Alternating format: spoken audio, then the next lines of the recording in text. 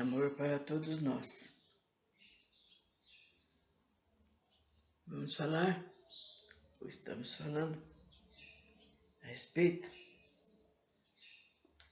do que acontece para que o médium se complete com o seu guia, ou um mentor, como diz no Allan Kardec. Vai ser dito várias coisas. Letra A. O corpo mental coordena a velocidade do corpo astral. Comanda todas as suas manifestações sobre o corpo físico. Então, o corpo mental, ele coordena essa velocidade. Letra B. O local de maior probabilidade de se encontrar o corpo astral é ao redor do corpo físico, tal qual o elétron, que na maior parte do tempo se encontra ao redor do núcleo. Letra C. As células do corpo astral podem ter um giro horário ou anti-horário, identificando o corpo astral de um ser masculino ou de um ser feminino, respectivamente. Letra D. O corpo astral pode girar em torno do corpo físico, não sendo necessário que esteja girando. Letra E. Quando o corpo astral girar em torno do corpo físico denso, fará isso mediante uma velocidade que determinará uma frequência, e essa dependerá das diferentes situações. Por isso que foi falado a frequência, que é a frequência, que é a velocidade, que é a inércia.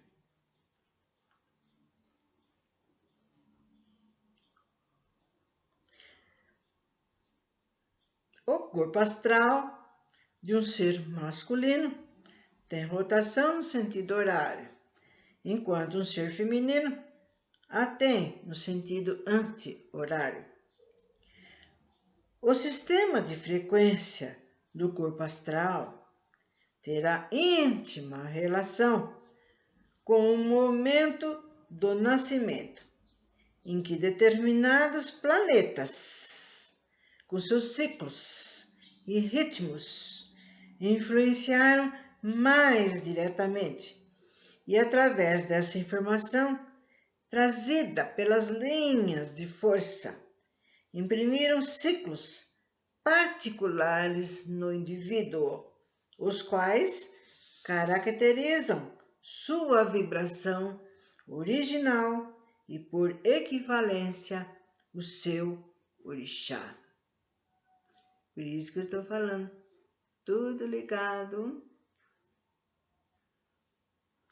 aos planetas, né? Tudo tem uma razão de ser, gente. Na hora de a gente nascer, qual planeta estava vibrando? Na hora, o dia da semana, qual era o planeta dessa semana? Qual é o planeta de tal dia? E assim, essas pessoas que lidam com mapa astral, sabem de tudo isso. Bom, o corpo astral pode ficar parado, obedecendo aos influxos do corpo mental, visando menor gasto energético e propiciando uma maior transfusão entre os elementos astrais e etéricos. Então, está explicando passo a passo, né? como se conduz, como fica o nosso corpo mental, o nosso corpo astral, a nossa parte física. Bom, através da modulação de pensamentos, né? Quando a gente se concentra para pensar alguma coisa, ou cria vontade de fazer ou pensar, usar, se consegue alterar a frequência do corpo astral ao redor do corpo físico.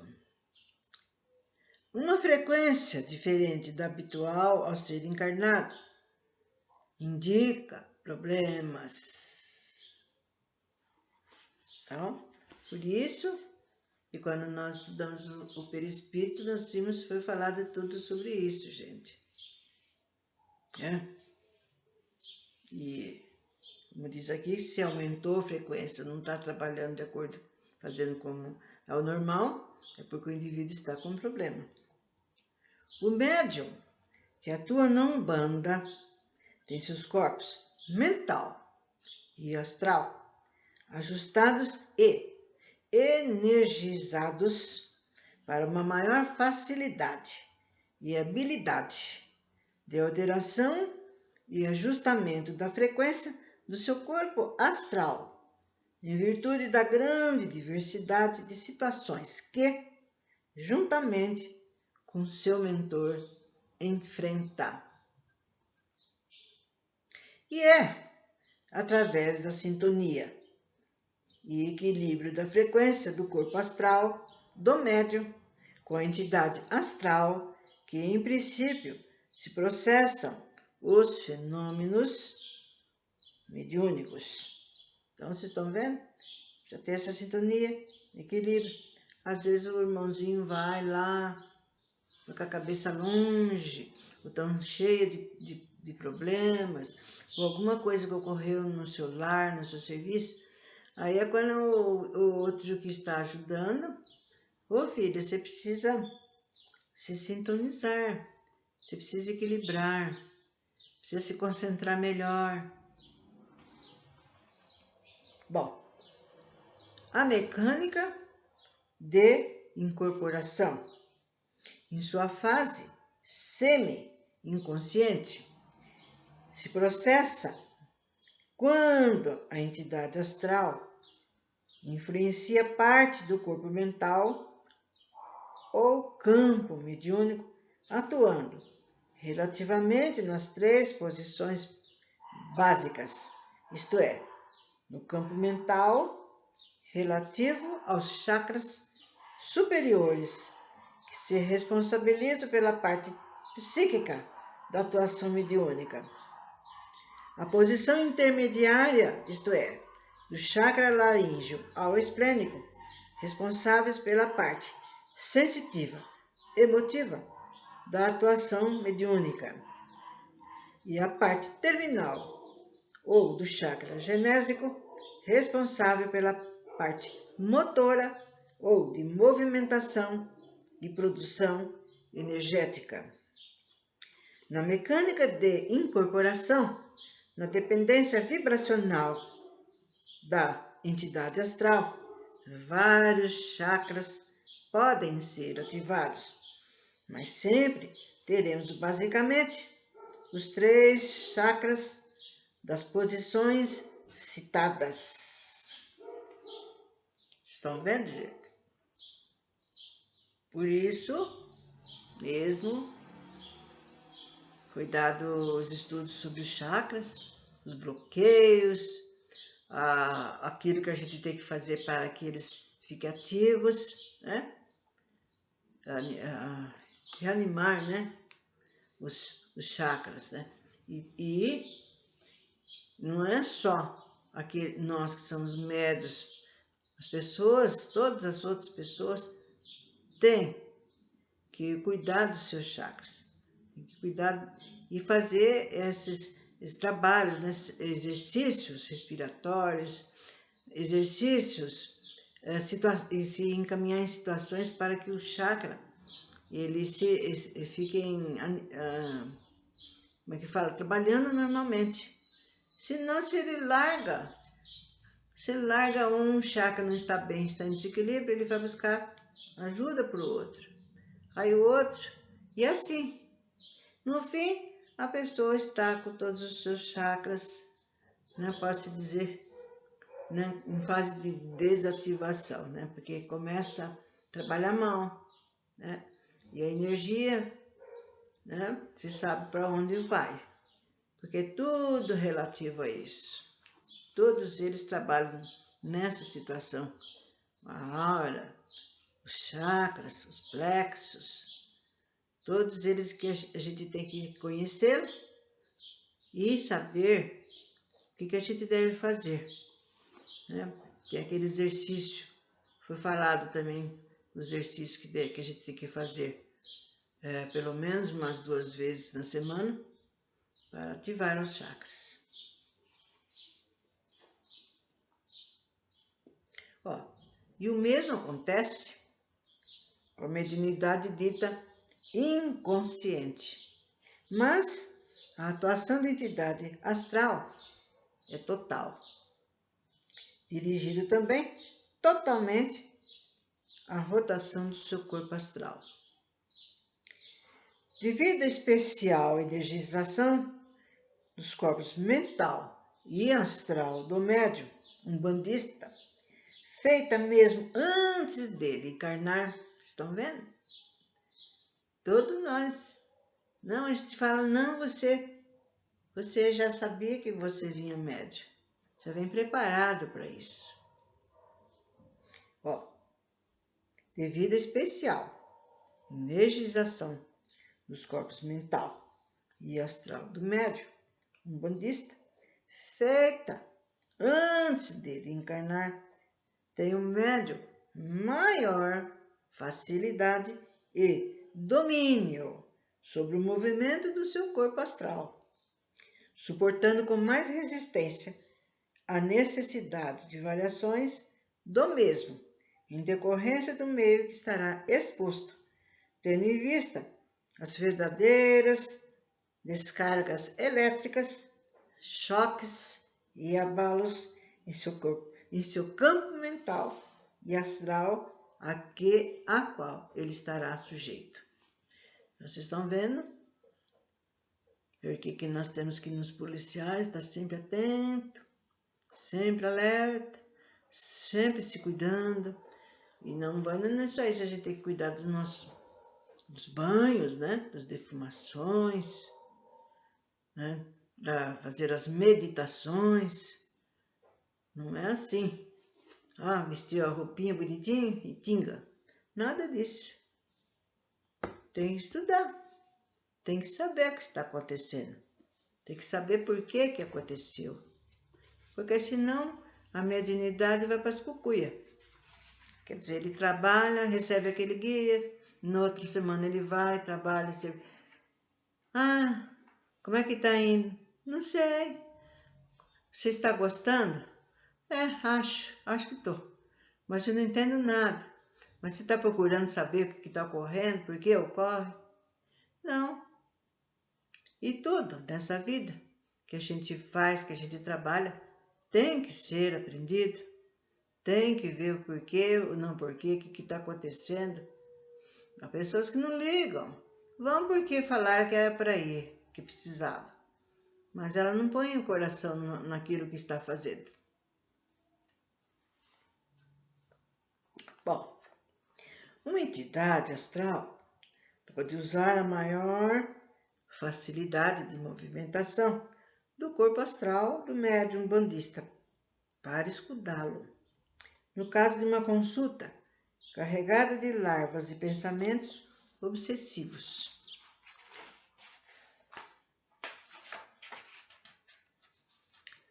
Então, vocês estão vendo, porque é assim, gente. O médium vai trabalhar, mas conforme a entidade, que às vezes ele está dando atenção, está muito carregada. Quantos não vão assim? Com problemas seríssimos. E o médium que leva as lambadas. Dos recursos usados é a volatização do ambiente, ao redor do médium através da defumação, cachimbo, charuto ou mesmo um líquido aromático volátil. Então, está falando, por exemplo, no caso da pessoa do médium trabalhar, e diante dele se depõe uma pessoazinha desesperada, aflita com as suas influências, né, com os seus espíritos aí que acompanham. Então aquilo, o médium recebe como se fosse um baque, né? Como se fosse um baque aquilo lá. E o nosso guia está sempre providenciando para que a gente fique firme. E com isso é feita uma defumação, até mesmo o próprio médium usando o charuto.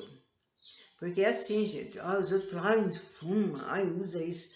Mas não é que o médium fuma. Ele apenas acende e sai aquela fumaça do fumo, e aquela fumaça vai volatilizando, vai limpando aquele ambiente, né? Dele, né? Ou mesmo de alguém que seja por perto, ou mesmo do própria pessoa que foi lá buscar ajuda. E é usada como, ou se é uma gira de caboclo, se é uma gira de preto velho, que usa cachimbo, né? Do Exu, que usa o cigarro, a pombagira também, elas fazem limpeza. Ou então um líquido que eles utilizam ali. Geralmente a alfazema entra muito nisso, a ciência da alfazema. O escudo está em movimentar a velocidade de rotação, agindo em conjunto com os voláteis, produzindo potentes escudos e dardos contra as larvas, pré-bactérias e vírus de várias ordens.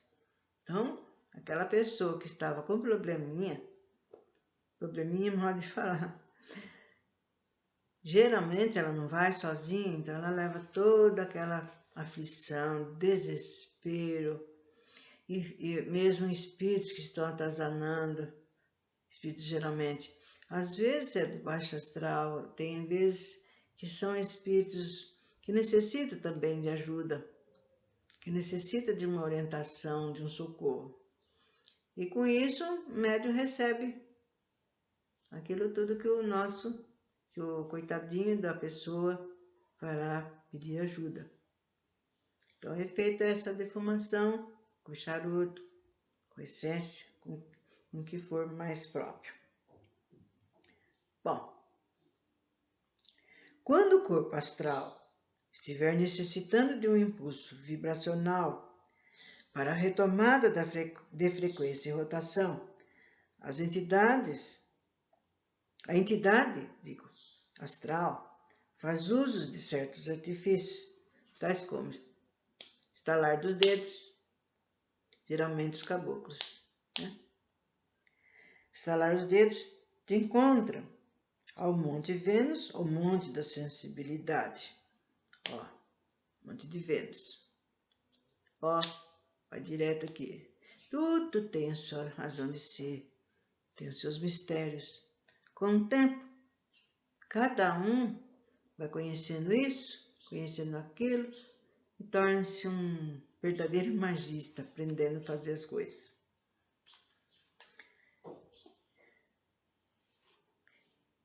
Cantar assobios, né? Assobios, sons musicais, certas posições ritualísticas, certas palavras vibradas com mantras, né? Também foi falado sobre esses mantras naquela parte de corpos sutis, depois que foi falado sobre os chakras, mantras e antras, foi tudo explicado. E a gente pode se usar desses artifícios. E certos sinais cabalísticos próprios do alfabeto de Pemba, na denominada lei de Pemba. Então isso, o próprio guia que intui, o médium, a fazer, ele risca aquele sinal de ajuda, de socorro. Então, vamos parando por aqui, porque existem muitas outras coisas, gente. Muitas outras coisas a ser ditas, a explicadas. E a gente vai aprendendo. Vocês que nunca foram, que necessitam ir, vão aprendendo, gente. Não existe nada de pavoroso, de medo. Nossa, e se o que eu fizer isso? Nossa, que medo. O que eu faço? Não existe. Não existe.